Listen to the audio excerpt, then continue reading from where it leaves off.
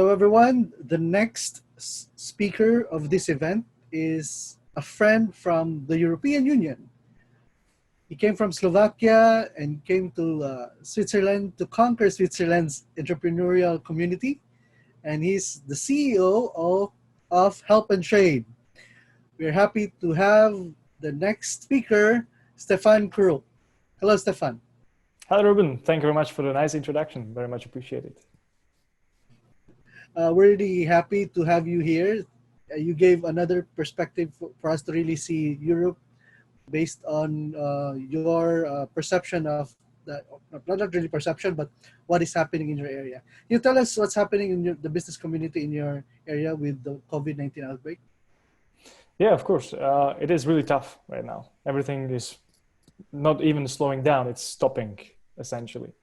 So every business that has a brick and mortar store is closed right now, except the grocery stores, medicine, and maybe one or two different kinds of shops are still open. And of course, even there are restrictions. So this is really not a good time to have the kind of business that requires personal face-to-face meeting to sell the product, because everything is on hold.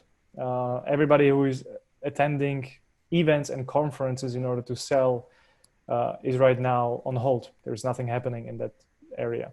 All the gyms, sports activities, everything is stopped. So how are you and your team coping up with this new outbreak? Sure. Well, here's the thing. Our product is a digital platform. So we are, I would put it this way. If we were already online before the COVID, we would have a really hard time because it changes everything. You know, our application is relying on a personal interconnection between people as well. We are connecting people who need help with people who offer help. And that can be entrepreneurial kind, it can be goods, it can be skills or resources. But here, through the outbreak of COVID, we were not yet ready to publish our application. But there all of a sudden came a need to do so, because we saw that, hey, there are people who are in a self-quarantine at their home and they need help. They need someone to bring their groceries. They need someone to bring their medicine. And we can do that through our own application. It was not the purpose of the application. This is not why we built it to begin with. We want to create entrepreneurial environment, but you can still do it with the application. And so we decided to publish it right away because we want to provide help. You know, we are securing the user's data. We are not using it via social media. So users have a very anonymous and convenient way how to organize themselves, their lives. As a parent, you can get help for a daycare while you have to go to work. You know, if you're a doctor and you have to do the 12-hour shifts, it's probably better if you have someone who does the groceries for you before you have to spend the time, invaluable time, which you could spend, you know, again, helping others in a hospital or something. And so we decided, let's push it now. It's not pretty, it's not ugly. It is not the purpose of the application, but there is an opportunity to help and we want to help. And so we decided to go right away with the application as it is. And right now we are trying to get people on the application and provide them with the value that we see. Now, going back to COVID-19, how do you think is it changing the way we work or we do business? Yeah, well, I'm not a magician. I don't have the glass ball to see the future. Everybody sees that everybody is promoting video conferencing as the future of business doing. I don't believe so. I think human interaction is essential in order to succeed. I don't think it's easy to sell anything online, not even through video conferencing.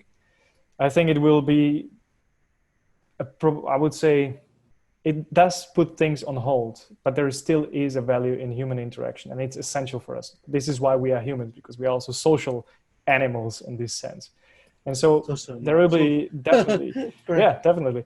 And so I think also in the future, there will be a social interaction in order to sell your products. What may change is the need to travel, for example, because the technology will also develop better with the introduction of holograms, also supported by 5G technology. We will have a way to have a full body exposure while doing video conferencing. And that, again, promotes the inter-body communication that everybody has. You know, 60% of information is hidden within your body language. And if you don't get that, because video conferencing, you're losing a lot of information about the other person. And it's difficult to create a trust, and the trust is the basis for selling. You cannot sell without the trust between each other. And so, yes, there are challenges. I don't think the video conferencing is a solution as of now, but it will get better over time. And I still think after the COVID, certain things will get back to normal. For example, face-to-face selling will still be essential. Absolutely. I assume that you also have friends, family, or fellow entrepreneur who are already affected by COVID-19 because they're local businesses. So if there's a local business who's approaching you and asking you for tips, strategies on how they will able to survive this scenario, what would be the strategies that you will be suggesting? Sure. I think there are two fields that you can immediately start tackling. And the first one is improvement. It can be your personal improvement as well as your business improvement. And the second field would be continuous value delivery, which may be hard, of course. And why I'm saying it, I mean, the main condition for both of them is that you have enough cash in order to sustain yourself for the additional maybe 6 months from now. So everybody who doesn't have that kind of roadmap in front of him, who doesn't have the cash to support himself, first have to tighten the belt, stop all the activities, stop bleeding money on every corner that you are, and really tighten the belt. Try to sustain yourself for at least the next 3 months. That is essential. And that should be your priority number one, regardless of this crisis or any crisis in the future. You always have to have cash for the next at least 3 months. That's essential. And once you figure out, yes, all right, you have enough cash to sustain yourself, to support yourself for maybe a couple of months from now, then you can go for those two categories. And what I mean by sustained delivery is that you can now explore different value propositions for your clients. As an example, if you're a personal trainer in the gym, well, you cannot meet your clients right now. There is no way how to meet your clients. The gyms are closed. But you can still record a video where you do a home session with the client. You can still do video conference training with your client. You can still give suggestions in regards to what about nutrition? You can have more in-depth discussion into that because usually you didn't have the time for that. And so there are opportunities which you can explore for sure. And this is what I call by continuous delivery. If I was a gardener right now, gardening also depends on contact with a person. Well, if I was a gardener, I would really think about, all right, what kind of value can I propose to my clients? Well, I cannot go to my clients. This is strictly forbidden right now. Everything is on a lockdown. But how about I give the information to the client? What do they need to do with their plants in the garden? They still are locked down in home. They still need to take care of their gardens. And I can be the one who provides them value, even though we don't meet personally. And this is the continuous value delivery that you should strive for. Try to explore it, because once this crisis is over, and this is definitely going to be over at some point, it is additional leg for you to stand on, because you can explore it and extend it for future as well. There will definitely be a difference between you and the one who does not do it. And so if you create this extra leg that you're going to stand on throughout the crisis, and you keep it after the crisis, you have extra value that you propose to your clients. And your clients will also not forget it. You create also loyalty because you gave them something while everybody was struggling, and you didn't forget them, and you didn't care about that you're not earning money from them right now. It was you trying to help them. And so this is something that you should definitely explore and have an open mind and looking around what other people are doing. I wouldn't say try necessarily copy it.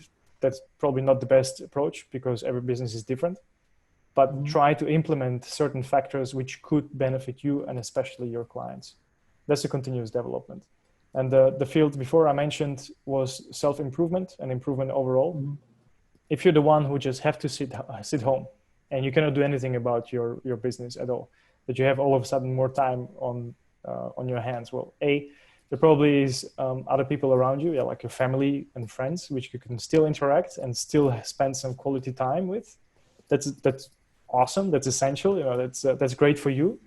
But secondary, there is also you, and you always have to step out of your comfort zone in order to grow. So find what is your comfort zone and step out of it. If it is learning new skills, if you always wanted to know how to program, go for it. If you know your website sucks, well, find someone who can do it from you, regardless. You don't have to meet someone personally in order to have them create a great graphics design for your website. So there is also different spheres which you can explore and go really into depth of how do you improve yourself, how do you improve your environment, your relationship with others. Many people expect 9 months from now, from the outbreak, there's going to be a lot of divorces, just as well as a lot of babies. So that depends again on the mindset of the person. So you have to figure out where you are and what is it what you aim for. Wow, that's very insightful, especially the second one that you raised regarding the continuous development thing. Because I think that's really essential. It is the time where we build customer relationship rather than just thinking of them as another transaction. Correctly, because if you're able to build that, then they will definitely stick with you for a longer period of time. And I think that's the value of working with local, right? Yeah, absolutely. This also, as negative as it sounds, but entrepreneurship is not for everybody. That's at the end of the day, it's a zero-sum game.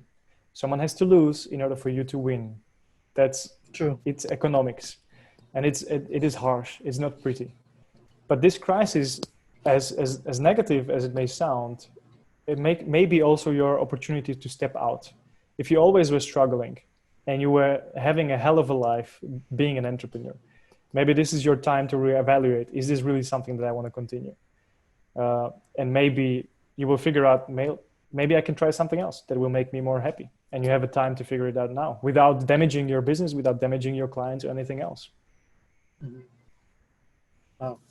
So now, what's your message to all local and small businesses out there who are looking for some inspiration, thoughts? What can you say to them? This is temporary. This is not forever. Things will change. Things will probably not be the same as they were before Corona outbreak. And if you have the kind of resources to sustain yourself, great. If not, look for every opportunity around you, how to expand your business, how to deliver client value, how to tighten your belt, save resources as much as you can. Take care of your employees, take care of your clients. It's essential. If you do that, then you know people can rely on you. That's the leadership skills that you're going to show. And the heroes are not created. Heroes are exposed through the situations.